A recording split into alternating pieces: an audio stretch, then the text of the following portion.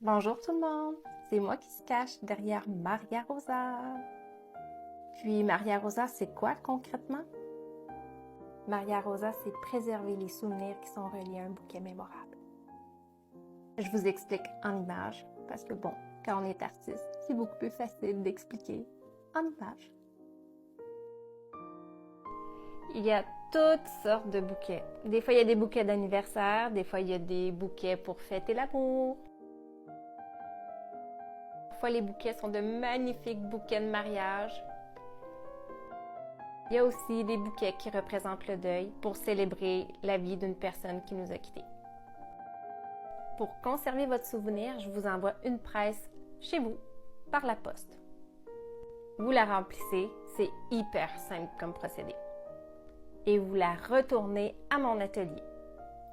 Et là, la magie commence. Je dépose délicatement les pétales sur du bois. Il faut 6 couches de vernis pour un rendu comme celui-ci. Puis bien sûr, vu que c'est de la matière végétale, il y a un vernis anti-UV pour préserver les fleurs. Personnellement, je trouve que les fleurs, c'est une œuvre d'art en soi. Je trouve ça tellement beau, les nervures, les couleurs. J'utilise aussi des métaux, que ce soit de l'or, du laiton, du zinc, de l'argent.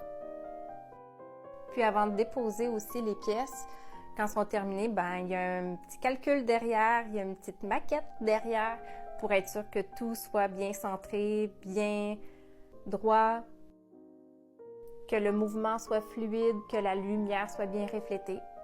Voici quelques exemples d'œuvres finales. J'offre une attention particulière aux matériaux que j'utilise. Le bois provient d'une compagnie qui travaille de façon éco-responsable, qui est tout près de l'atelier. J'utilise aussi des produits qui sont tous à base d'eau, aucun solvant. J'utilise rarement de la peinture, mais en fait, si j'en utilise, elle va être une peinture qui va être respectueuse de l'environnement. Vous aurez compris que l'écologie est au centre de mon travail. Que ce soit dans ma vie professionnelle ou personnelle, je m'engage à faire des choix éclairés. J'aime beaucoup travailler avec des pigments naturels. Un exemple, le charbon a été hyper facile à manipuler et à travailler. En voici un bel exemple sur cette œuvre-là.